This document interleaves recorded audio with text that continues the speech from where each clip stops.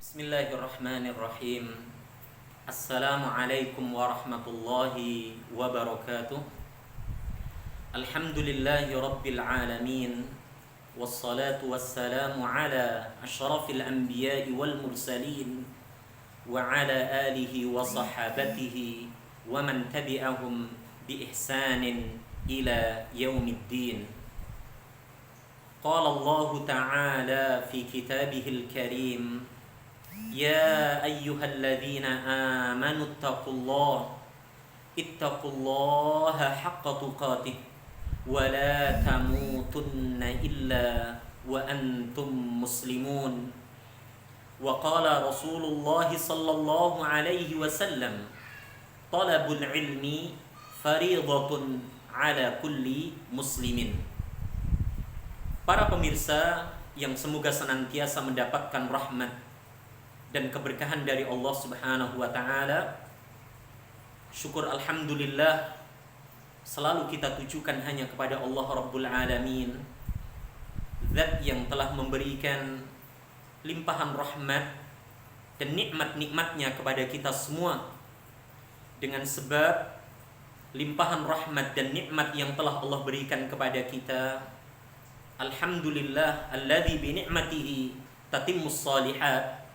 Sampai pada detik ini kita masih diberikan nikmat kehidupan, nikmat rizki, nikmat kesehatan, nikmat waktu luang, dan nikmat-nikmat yang lainnya. Dari sekian banyak nikmat, para pemirsa yang semoga senantiasa diberkahi oleh Allah, yang terbesar, yang terpenting adalah nikmat al-iman, al-islam yang Allah Subhanahu wa taala berikan kepada kita. Maka nikmat-nikmat tersebut wajib untuk kita syukuri, untuk kita manfaatkan dengan baik dan benar sesuai dengan petunjuk Allah Subhanahu wa taala dan Rasulnya sallallahu alaihi wa alihi wasallam. Insyaallah kesuksesan, keberhasilan, kemenangan yang sesungguhnya akan kita raih sebagai hamba Allah Rabbul Alamin, baik di dunia, lebih-lebih nanti di yaumil qiyamah. Para pemirsa yang semoga senantiasa mendapatkan rahmat dan keberkahan Allah Subhanahu wa taala, pada kesempatan yang berbahagia ini kita akan berusaha untuk menjalankan, mengamalkan apa yang telah diperintahkan oleh Allah Subhanahu wa taala dan Rasulnya sallallahu alaihi wa alihi wasallam. Dari sekian banyak perintah Allah dan Rasulnya sallallahu alaihi wasallam, yang utama dan yang pertama adalah perintah untuk menjadi hambanya, menjadi umat Rasul sallallahu alaihi wasallam yang memiliki ilmu, yang memiliki pengetahuan. Dan sebelum kita mengetahui yang lain, maka alangkah baiknya kita dahului dengan mengetahui bahasa di mana Allah Subhanahu wa taala menjelaskan wahyunya kepada Rasul sallallahu alaihi wasallam, bahasa di mana Rasul Muhammad sallallahu alaihi wasallam menerangkan syariat ajaran Islam ini kepada kita umatnya, yaitu mempelajari bahasa Arab, mempelajari al-lughah al-arabiyyah. Dan perlu diingat para pemirsa yang semoga mendapatkan rahmat keberkahan dari Allah, bahwa mempelajari ini ilmu pasti akan Allah Subhanahu wa taala berikan kemudahan.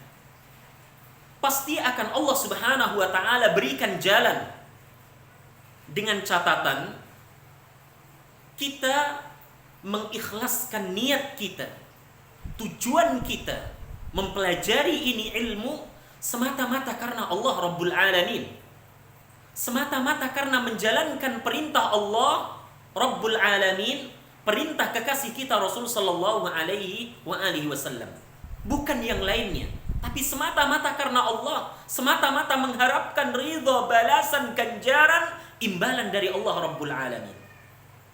Termasuk kita memiliki kesungguhan, memiliki keseriusan, memiliki ketelatenan, ketelitian, dan yang terpenting adalah kesabaran.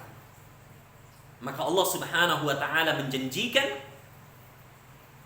"Wa may yattaqillaha yaj'al lahu makhraja wa yarzuqhu min haitsu la yahtasib." Siapa orangnya yang bertakwa kepada Allah Subhanahu wa taala di dalam menjalankan perintah-perintahnya, di dalam mengisi kehidupannya di dunia ini dengan prinsip bertakwa kepada Allah. Dengan prinsip apa? Bertakwa kepada Allah. Dengan kesungguhan, dengan keseriusan, dengan niat yang tulus, niat yang benar, dan dengan cara-cara yang baik dan benar. Apa janji Allah Rabbul Alamin? Yaj'al lahu makhraja wa yarzuqhu min haitsu la yahtasib. Allah akan berikan untuknya jalan keluar. Allah akan berikan untuknya kemudahan. Dan Allah akan berikan kepadanya rizki dari arah yang tidak pernah ia sangka. Jadi saya wasiatkan kepada saudaraku, saudariku seiman, para pemirsa, janganlah kita merasa pesimis. Janganlah kita merasa kecil hati. Kan kami bukan orang Arab. Kan kami kan bukan apa? Orang Arab. Kami kan orang Indonesia. Kami kan tidak biasa sehari-hari mengucapkan, berbicara dengan bahasa Arab. Mungkinkah kami bisa mengerti dengan baik dan benar, mengetahui dengan baik dan benar ini ilmu? Ketahuilah wahai para pemirsa yang semoga senantiasa diberkahi oleh Allah, jika hal-hal di atas kita miliki niat yang tulus, ikhlas, kesungguhan, keseriusan, kesabaran, ya kan? Ketelatenan ada pada diri kita, yakinlah apa yang Allah janjikan tadi, yaj'al lahu makhraja wa yarzuqhu min haitsu la yahtasib. Allah akan berikan untukmu jalan keluar. Allah akan berikan untuk kita kemudahan. Dan Allah akan berikan rizki berupa kefahaman, berupa pemahaman dari arah yang tidak pernah kalian sangka. Ini adalah nasihat dari kelanjutan nasihat yang kemarin telah antunna dengar bersama, bahwa tidak ada sesuatu yang sulit, tidak ada sesuatu yang susah jika kita memiliki hal-hal di atas di dalam menjalankan apa yang Allah Subhanahu wa taala dan Rasulnya sallallahu alaihi wasallam perintahkan. Salah satunya adalah mempelajari al-lughah al-arabiyyah. Para pemirsa yang semoga senantiasa mendapatkan rahmat keberkahan dari Allah Subhanahu wa taala, pada kesempatan yang berbahagia ini kita akan mencoba mempelajari bahasa Arab, kaidah-kaidah yang ada di dalam bahasa Arab. Ketahuilah wahai para pemirsa yang semoga mendapatkan rahmat keberkahan dari Allah, bahwa di dalam bahasa Arab memiliki banyak cabang ilmu. Ya, di dalam bahasa Arab memiliki banyak cabang ilmu. Tapi dari sekian banyak cabang ilmu yang ada di dalam bahasa Arab, jika kita menginginkan untuk mengetahui, memahami, memiliki kemampuan untuk menguasai bahasa Arab, yang pertama dan yang utama yang harus kita kuasai adalah dua disiplin ilmu. Ini yang saya tekankan. Apa dua disiplin ilmu itu? Yang pertama adalah apa? Ilmu an-nahwu. Ilmu apa? Ilmu nahwu. Apa sih ilmu nahwu itu? Mungkin bagi sebagian saudaraku, saudariku masih asing. Tapi sebagian yang lain saya yakin sudah paham apa itu ilmu nahwu. Perlu diketahui bersama bahwa ilmu nahwu, ilmu yang sedang atau akan kita pelajari ini adalah ilmu yang mempelajari kedudukan jabatan suatu kata di dalam sebuah kalimat bahasa Arab. Apa tadi? Ilmu yang mempelajari apa? Jabatan ataupun kedudukan suatu kata di dalam sebuah apa? Kalimat. Atau untuk memudahkan pemahaman kita, apa itu ilmu nahwu adalah ilmu yang mempelajari perubahan. Ingat, ilmu yang mempelajari perubahan bentuk harokat. Bentuk apa? Harokat. Nah, akhir suatu kata. Ya, ilmu yang mempelajari apa? Bentuk perubahan harokat akhir suatu kata di dalam bahasa Arab. Di dalam apa? Bahasa Arab. Salah satu contoh yang bisa kita lihat bersama dan sering sekali kita apa? Dapati, sering sekali kita baca adalah kata lafzul jalalah, yaitu kata apa? Allahu. Nah, kata apa? Allahu. Ini diistilahkan dengan apa? Lafzul jalalah. Kata Allahu, lafzul jalalah ini, wahai saudaraku, para pemirsa yang semoga dirahmati dan diberkahi oleh Allah, harokat akhirnya tidak semata-mata apa? Dhammah.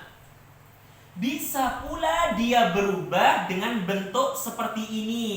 Wahai saudaraku dan saudariku, Allah. Bisa pula ya kata tersebut bisa berubah harokat akhirnya menjadi apa? Allahi, seperti ini. Nah, perubahan harokat akhir kata di dalam bahasa Arab itulah yang disebut dengan istilah apa? Dipelajari di dalam ilmu nahwu. Ilmu apa? Ilmu nahwu. Yaitu mempelajari perubahan harokat akhir suatu kata. Kapan kata itu berharokat akhir dhamma, kapan kata itu berharokat akhir fathah, kapan juga kata itu berharokat akhir kasrah, ataupun apa? Mungkin fathatain, kasratain, ataupun dhammatain. Seperti kata misalnya apa? Naam, perhatikan baik-baik. Kitabun. Ya. Bisa juga dia berubah menjadi apa? Harokat akhir kitaban. Naam. Bisa pula dia berubah menjadi harokat akhir kitabin. Naam. Nah, perubahan inilah, wahai para pemirsa yang semoga dirahmati dan diberkahi oleh Allah, dipelajari di dalam disiplin ilmu yang namanya ilmu apa? Ilmu nahwu. Yaitu ilmu yang mempelajari jabatan kedudukan suatu kata dalam sebuah kalimat. Semoga penjelasan ini bisa dimengerti, difahami oleh para pemirsa. Jadi itu bayangan kita tentang apa sih ilmu nahwu? Ilmu yang akan kita pelajari ini, ilmu yang akan mempelajari apa sih? Yaitu mempelajari kedudukan, posisi, jabatan suatu kata di dalam sebuah kalimat, atau istilah yang mudah untuk kita pahami mungkin, yaitu ilmu yang mempelajari perubahan harokat akhir suatu kata, kapan fathah, kapan kasrah, kapan dhammah, kapan fathatain, kapan kasratain, ataupun dhammatain.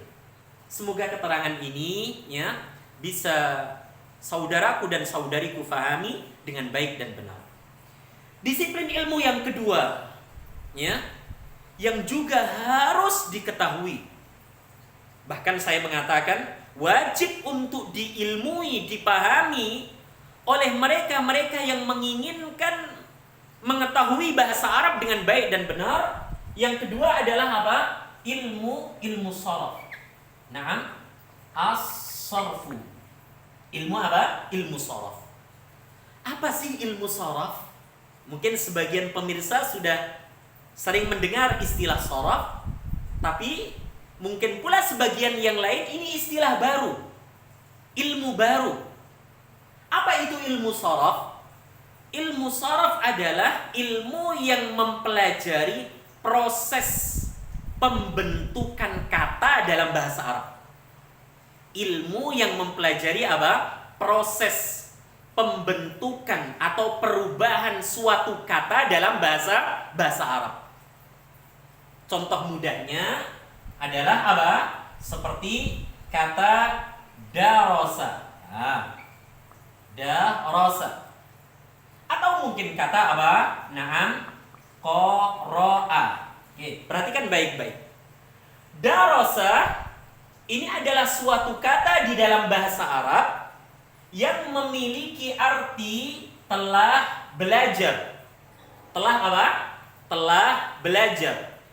Qara'a ini adalah kata di dalam bahasa Arab yang memiliki arti apa? Telah membaca.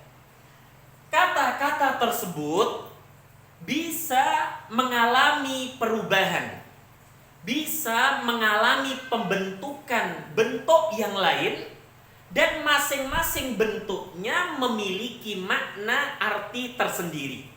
Contohnya, ya, darasa berubah menjadi apa? Yadrusu. Qara'a berubah menjadi apa? Yaqra'u. Ya kan? Di mana yadrusu, yaqra'u sudah dirubah, sudah diproses, ya, dari asal darasa, dari asal qara'a menjadi apa? Yadrusu, menjadi yaqra'u. Masing-masing memiliki juga perubahan arti, perubahan makna. Kalau tadi darasa artinya apa? Saudaraku, saudariku telah belajar. Ingat, telah belajar. Qara'a telah membaca. Ketika sudah berubah dengan prosesnya menjadi yadrusu, menjadi yaqra'u, maka artinya tidak lagi telah belajar, artinya tidak lagi telah membaca, tapi apa? Yadrusu, sedang atau akan belajar. Ingat, sedang atau akan belajar. Yaqra'u, sedang atau akan membaca. Kata tersebut tidak hanya berhenti pada apa? Dua kata ini, tapi bisa pula dia berubah menjadi bentuk apa? Darisun, ya kan? Qari'un, ya. Begitu pula apa? Udrus. Naam. Kemudian apa? Iqra. Naam. Dan seterusnya. Di mana darasa, qara'a secara asal bisa berubah menjadi yadrusu, bisa berubah menjadi darisun, bisa berubah menjadi udrus, dan seterusnya. Qara'a bisa berubah menjadi yaqra'u, bisa berubah menjadi qari'un, bisa pula berubah menjadi iqra, dan seterusnya. Masing-masing memiliki arti, memiliki makna yang berbeda. Contohnya, darisun, orang yang belajar. Udurus, belajarlah. Qari'un, orang yang membaca. Iqra, bacalah. Inilah yang dipelajari di dalam disiplin ilmu yang bernama ilmu sharaf. Ilmu apa? Ilmu sharaf. Maka sekelumit setelah kita mengetahui apa itu ilmu nahwu dan apa itu ilmu sharaf, maka kedua ilmu ini menempati porsi tempat yang amat sangat penting di dalam ilmu bahasa Arab. Di dalam apa? Ilmu bahasa Arab. Maka mustahil orang itu mengerti bahasa Arab lalu dia tidak paham tentang ilmu nahwu, lalu dia tidak paham tentang ilmu sharaf. Mustahil, tidak akan mungkin. Maka meskipun kita bukan orang yang lahir dengan menggunakan bahasa Arab, kedua orang tua kita, karib kerabat kita, bukan orang-orang yang fasih dengan bahasa Arab, tapi kalau kita memiliki kesungguhan, wahai pemirsa, kalau kita memiliki keseriusan, kita memiliki ketelatenan, keuletan, kesabaran, dan di atas itu semua keikhlasan, ketulusan semata-mata karena Allah, yakinlah wahai para pemirsa yang semoga dirahmati dan diberkahi oleh Allah, kita akan diberikan kemudahan untuk mempelajari ilmu bahasa Arab. Salah satunya apa? Ilmu nahwu dengan jabarannya, ilmu sharaf dengan apa? Penjelasannya. Intinya kita harus banyak-banyak berdoa, memohon kepada Allah Azza wa Jalla, meminta pertolongannya, dan maksimalkan usaha kita, maksimalkan kesungguhan kita, maksimalkan keseriusan kita. Ingat janji Allah tadi, wa may yattaqillaha yaj'al lahu makhraja. Siapa orangnya yang mau bertakwa kepadanya, Allah akan berikan solusi. Allah akan berikan jalan keluar. Allah akan berikan kemudahan. Bahkan di ayat yang lain Allah Subhanahu wa ta'ala menjelaskan kepada kita hambanya, alladzina amanu walladzina jahadu fina lanahdiyannahum subulana. Orang-orang yang mau bersungguh-sungguh, orang-orang yang mau memaksimalkan seluruh daya upaya kemampuan yang ia miliki untuk meraih keridhaannya, untuk mendapatkan pahalanya, untuk mendapatkan surganya. Apa janji Allah Subhanahu wa ta'ala? Lanahdiyannahum subulana. Sungguh benar-benar Allah akan tunjukkan kepada hambanya itu, ya, jalan-jalan kemudahan untuk meraih, untuk mendapatkan apa yang ia inginkan. Sekali lagi hal ini saya sampaikan agar tidak ada di antara pemirsa setelah menjelaskan atau setelah melihat, mendengar penjabaran ini, kemudian kita pesimis, kemudian kita kecil hati dengan mengatakan, mungkinkah saya bisa, mungkinkah saya mampu. Pahamilah wahai saudaraku dan saudariku, itu adalah bentuk bisikan-bisikan iblis dan bala tentaranya. Ya, maka katakan tidak kepada bisikan itu. Yakinlah dengan janji-janji Allah Rabbul Alamin bahwa Allah Subhanahu wa ta'ala akan memberikan kemudahan. Dengan catatan apa? Kita memiliki kesungguhan, kita memiliki keseriusan, kita memiliki ketelatenan, kesabaran di dalam mempelajari dua disiplin ilmu ini. Salah satunya adalah ilmu nahwu dan ilmu apa? Ilmu sharaf. Para pemirsa yang semoga senantiasa mendapatkan limpahan curahan rahmat keberkahan dari Allah Subhanahu wa ta'ala, setelah saya menjabarkan atau menerangkan secara singkat apa itu nahwu dan apa itu sharaf, maka kita akan masuk ke dalam pembahasan yang lebih luas tentang apa sesungguhnya ilmu yang ada di dalam bahasa Arab. Ketahuilah wahai pemirsa yang semoga mendapatkan rahmat keberkahan dari Allah Subhanahu wa ta'ala, ketika kita berhadapan dengan bahasa Arab atau kalimat yang ada di dalam bahasa Arab, maka kita tidak lepas dari tiga hal, tiga komponen. Tiga hal itu, ya. Yang pertama adalah, perhatikan baik-baik, al-harfu. Apa? Al-harfu. Yang kedua adalah al-kalimatu. Al-kalimatu. Ya. Al-kalimatu. Kemudian yang terakhir adalah apa? Al-jumlatu. Al-jumlatu. Ya, al-jumlatu. Inilah tiga hal yang pasti akan kita dapati ketika kita mendengar ketika kita melihat, ketika kita membaca bahasa Arab. Apa 3 hal itu? Al-harfu, huruf. Apa sih huruf itu?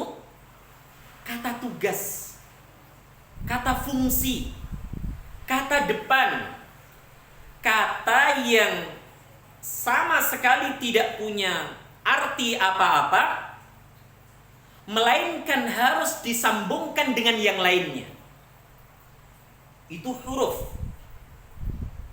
Dan perlu diingat, saudaraku dan saudariku seiman, bahwa huruf di dalam bahasa Arab ada 2 bentuk, ada 2 istilah.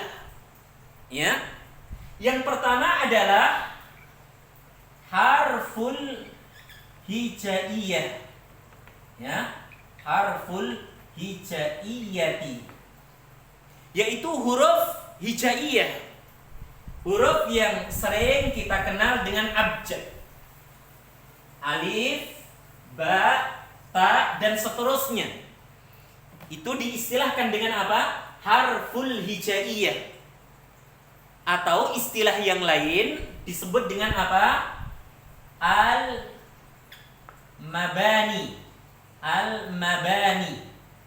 Ya. Jadi ketika pemirsa mendapati huruf alif, huruf ba, huruf ta, huruf fa, dan seterusnya sampai apa? Ya.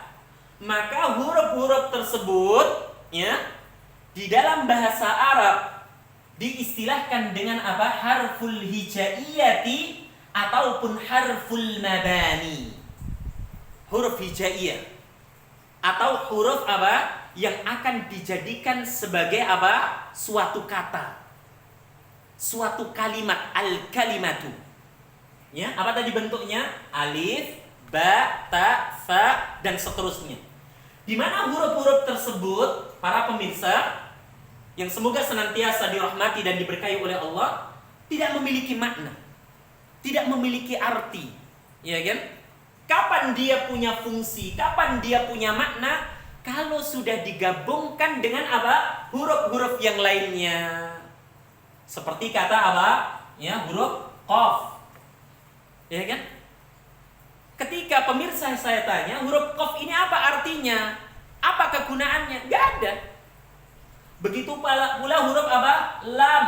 Apa artinya? Apa kegunaannya? Gak ada. Kemudian huruf apa? Mim. Apa artinya? Tidak ada. Apa fungsinya? Tidak ada. Tapi ketika huruf-huruf ini saya gabungkan, maka jadilah dia apa? Naam. Qalamun. Memiliki arti, memiliki makna, yaitu apa? Sebuah pena. Jadi sekali lagi, ya, saudaraku dan saudariku seiman, huruf memiliki apa? 2 istilah, 2 bentuk. Yang pertama adalah harful hijaiyah atau istilah lain apa? Harful mabani, bentuknya seperti ini. Ya. Dan yang kedua adalah apa? Harful ma'ani. Harful ma'ani, yaitu huruf yang memiliki arti. Di mana huruf ma'ani di sini punya banyak bentuk, punya banyak istilah, punya banyak fungsi. Salah satunya yang sering kita dapati adalah apa? Seperti ala. Nah, ala. Seperti apa? Bi. Seperti apa? Li. Seperti apa? Ka. Seperti apa? An, dan seterusnya. Dan seterusnya. Huruf-huruf tersebut, ya, ala, bi, li, ka, an, ya, fi, mungkin ya. Nah, kita tambahkan fi, nah, dan seterusnya. Ini disebut di dalam istilah ilmu nahwu dengan istilah apa? Harful ma'ani. Huruf, ya, kata tugas, kata fungsi, kata depan yang memiliki makna, yang memiliki arti. Beda dengan huruf hijaiyah. Huruf mabani, alif, nggak ada artinya, nggak ada maknanya. Ba, ta, fa, jim, ha, kha, zai, sai, nah nggak ada artinya. Ya, akan tetapi huruf ma'ani, pembahasan yang kedua ini, dia punya makna, dia punya arti. Apa artinya? Naam, contoh ala. Artinya apa? Naam, di atas. Oke. Bi artinya apa? Dengan. Li artinya apa? Untuk. Ka artinya apa? Seperti. An artinya apa? Dari. Fi artinya apa? Di dalam. Ya kan? Jadi huruf-huruf yang saya tuliskan ini diistilahkan dengan harful ma'ani, huruf yang punya arti sekaligus dia punya fungsi, punya tugas, punya ya beban yang ia apa? Yang ia bawa. Dan nanti insya Allah akan kita pelajari di pertemuan-pertemuan berikutnya.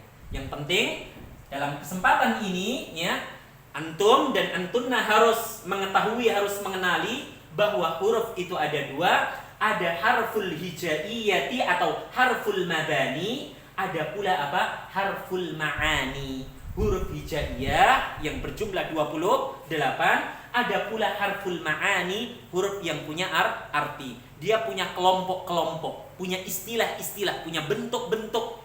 Salah satunya adalah apa? Ala, artinya apa tadi? Di atas. Bi, artinya dengan. Li, artinya untuk. Ka artinya seperti, semisal. An artinya dari. Fi artinya apa? Di dalam. Ini yang harus kita ketahui ya, di unsur yang pertama dari ya unsur-unsur yang ada di dalam bahasa Arab. Kemudian yang kedua adalah al-kalimatu. Al-kalimatu. Apa itu al-kalimatu? Ya. Al-kalimatu adalah apa? Kata ya. Al-kalimatu arti dalam bahasa kita adalah apa? Kata. Apa sih kata itu? Gabungan dari beberapa huruf yang memiliki arti. Ya, jadi al-kalimatu dalam bahasa kita artinya adalah apa? Kata. Apa itu? Gabungan rangkaian dari beberapa huruf hijaiyah, ya kan? Yang memiliki arti, yang memiliki makna. Seperti apa tadi? Kata, perhatikan baik-baik. Naam, qalamun. Kata apa? Naam, kitabun. Kata apa? Masjidun. Naam, kata apa? Baitun. Naam, perhatikan baik-baik wahai saudaraku dan saudariku seiman. 4 kata ini di dalam bahasa Arab disebut dengan al-kalimatu. Tidak disebut apa? Al-harfu. Tapi apa? Al-kalimatu atau apa? Kata. Mengapa? Karena qalamun, kitabun, masjidun, baitun terangkai, tersusun di dalamnya beberapa huruf apa? Hijaiyah. Beberapa huruf mabani. Kemudian apa? Di situ terdapat bacaan dan apa? Memiliki arti. Qalamun, sebuah pena.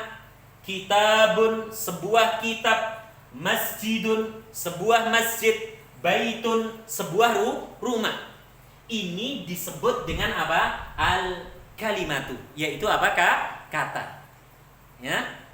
Di mana al-kalimatu di sini ya, wahai saudaraku dan saudariku seiman, ya, dia terpecah lagi, ya, terbagi lagi menjadi beberapa istilah. Menjadi apa? Beberapa penamaan, beberapa istilah. Apa itu? Perhatikan baik-baik. Yang pertama adalah apa? Disebut dengan naam, ismun.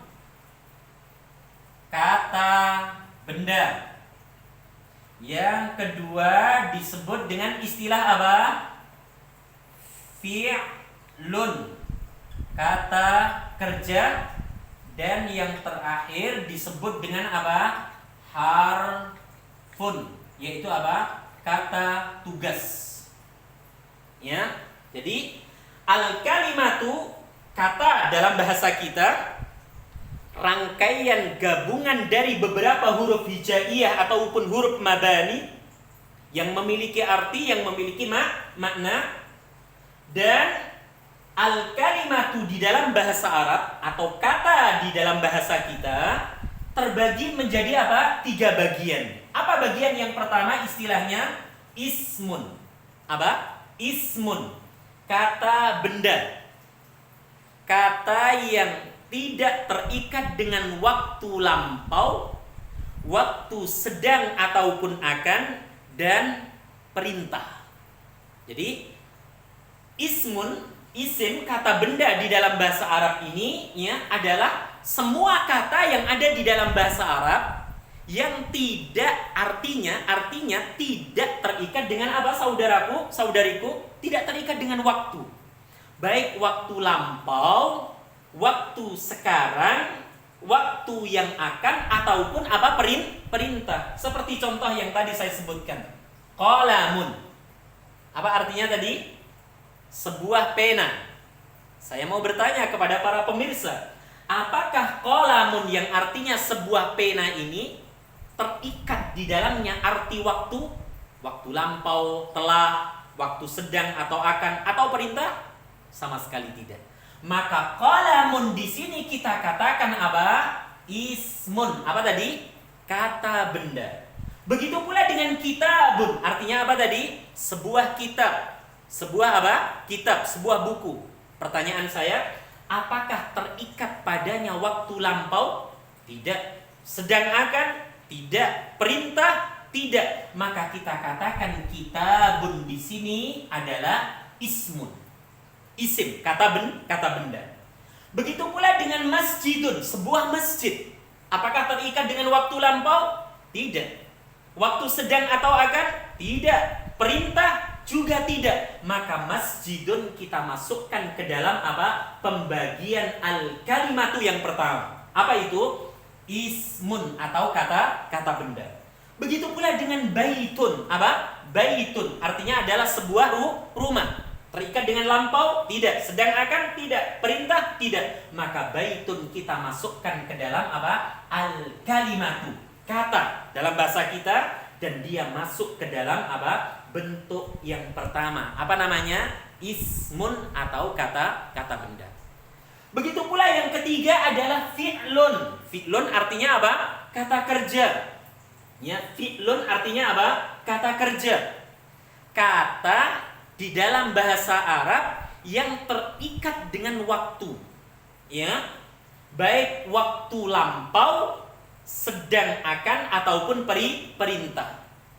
Ya, seperti contoh, perhatikan baik-baik, kata qara'a,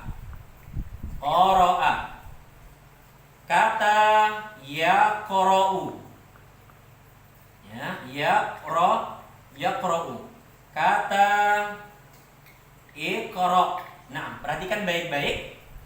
Qara'a, yaqra'u, iqra'. Ini kita katakan dia sebagai apa? Fi'lun, kata kerja. Mengapa? Karena arti dari masing-masing kata terikat dengan waktu. Perhatikan. Qara'a artinya apa? Telah membaca. Yaqra'u artinya apa? Sedang akan membaca. Ya. Kemudian iqra artinya apa? Nah, bacalah. Maka qara'a, yaqra'u, iqra tidak sama dengan qalamun, kitabun, masjidun, baitun. Di mana 4 kata ini kita katakan ismun, kata benda. Sedangkan 3 kata ini kita katakan fi'lun, kata kerja. Mengapa? Ada perbedaan makna, ada perbedaan arti. 4 kata sebelumnya tidak terikat dengan waktu, sedangkan 3 kata sesudahnya terikat dengan waktu. Perhatikan, waktu lampau, ya, waktu sedang atau akan. Kemudian apa? Saat itu juga. Nah, istilah-istilah ini qara'a, yaqra'u, iqra' telah, sedang, kemudian perintah dijabarkan dengan istilah apa? Saudaraku, saudariku, dengan istilah apa? Al-madhi. Perhatikan. Al-madhi. Kemudian apa? Al-mudhari'. Al-mudhari'u. Dan yang terakhir apa? Al-amru. Apa? Al-amru. Jadi fi'il ya, kata kerja, ada kata kerja yang menunjukkan arti lampau, diartikan dengan telah, usai, sudah gitu ya. Ada apa? Fi'il, yaitu apa? Mudhari', diartikan apa? Sedang atau akan ya. Kemudian ada apa? Ya, fi'il amr ya, yaitu kata kerja perintah seperti iqra ya. Iqra, isma', uktub, udrus, udkhul, dan seterusnya. Ini ya penjelasan dari apa? Fi'il. Kemudian yang terakhir yaitu apa? Harfun ya.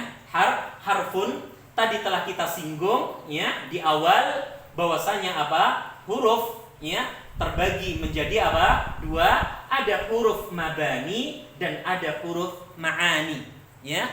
Huruf ya di sini seperti apa ya, saudaraku dan saudariku, seperti yang tadi saya contohkan ya, ada fi, artinya apa tadi? Di dalam. Nah, kemudian ada ala, artinya apa? Di atas ya.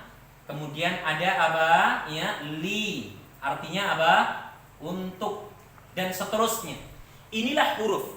Nah, dari tiga bentuk al-kalimatu atau kata ini, ketika sudah dirangkai, ketika sudah apa? Disatukan ya, maka akan menjadi apa? Al-jumlatu. Apa? Al-jumlatu. Apa itu al-jumlatu? Kalimat. Oke. Jadi ada huruf al-harfu, ada al-kalimatu, kata, dan ada apa? Al-jumlatu, yaitu apa? Kalimat. Makanya huruf ketika telah kita rangkai, maka dikatakan apa? Menjadi al-kalimatu. Al-kalimatu ketika telah kita rangkai, maka menjadi apa? Al-jumlatu. Ya. Jadi ketika saudaraku, saudariku ya mendapati misalnya apa? Kalimat seperti ini. Maaf, saya hapus dulu. Gitu ya. Mendapati kata seperti ini. Ya, katabat. Nah, katabat Zainabu. Naam. Katabat Zainabu ad-darsa. Naam. Fil fasli. Nah, perhatikan baik-baik. Katabat Zainabu ad-darsa apa? Fil fasli. Maaf, saya hapus lagi ini. Inilah yang disebut dengan apa? Al-jumlatu. Jadi unsur-unsur di dalam bahasa Arab itu tidak lepas dari al-harfu, al-kalimatu, al-jumlatu. Dan apa yang saya tuliskan ini ya di dalam istilah bahasa Arab disebut dengan apa? Al-jumlatu. Apa tadi al-jumlatu? Gabungan rangkaian dari beberapa apa? Kata, dari beberapa al-kalimatu menjadi apa? Al-jumlah. Inilah yang dimaksud dengan apa? Al-jumlah. Contohnya apa? Katabat Zainabud darsa fil fasli. Yang artinya katabat, apa artinya katabat? Telah menulis. Nah, telah menulis Zainab. Naam, pelajaran. Naam, di atau di dalam kelas. Oke. Jadi ketika saya merangkai apa? Katabat, kemudian apa? Zainabu, kemudian apa? Ad-darsa, kemudian ada fi, kemudian ada apa? Al-fasl. Maka rangkaian ini di dalam bahasa Arab disebut dengan apa? Al-jumlatu. Apa? kalimat. Dalam bahasa kita artinya apa?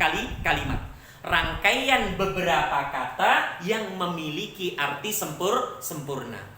Maka dari penjelasan ini ya para pemirsa yang semoga dirahmati dan diberkahi oleh Allah, kita bisa ya mulai mengerti, mulai memahami. Oh iya, ternyata bahasa Arab yang aku dengar, ya kan? Kemudian bahasa Arab yang aku lihat, yang aku baca tidak lepas dari al-harfu, ya, tidak lepas dari al-kalimatu, tidak lepas dari apa? Al-jumlatu. Seperti di dalam kalimat basmalah, Bismillahirrahmanirrahim. Di sana ada huruf bi. Di sana ada apa? Ismi, al-kalimatu. Di sana ada apa? Allahi, bismillahi, al-kalimatu, ya kan? Kemudian apa? Ya, Allah bismillahi, bismillah ar-rahmani ar-rahimi. Ar-rahman al-kalimatu, ar-rahimi al-kalimatu. Dia masuk ke isim, ya kan? Setelah dirangkai, ya, yaitu apa? Rangkaian ini setelah dirangkai, ya, kata yang di dalamnya ada isim, ada fiil, ada apa? Huruf, maka rangkaian inilah disebut dengan apa? Al-jumlah. Seperti contoh, ya, katabat Zainabud darsa fil fasli, telah menulis Zainab pelajaran di dalam kelas. Zainab telah menulis pelajaran di kelas. Ini sedikit ilmu yang bisa kita pelajari dengan baik dan benar, ya. Semoga kita diberikan kefahaman oleh Allah Subhanahu wa taala, dan ini adalah awal dari pembelajaran kita materi apa? Ilmu nahwu. Insyaallah akan kita lanjutkan di pertemuan-pertemuan berikutnya. Semoga Allah memberikan kepada kita taufiknya untuk bisa memahami ya materi ini dengan baik dan benar, dan jika kita kurang atau belum memahami maka bisa kita tanyakan. Semoga Allah memberkahi kita semua. Wassallallahu ala nabiyyina Muhammad. Subhanakallahumma wa bihamdika asyhadu an la ilaha illa anta astaghfiruka wa atubu ilaik. Assalamualaikum warahmatullahi wabarakatuh.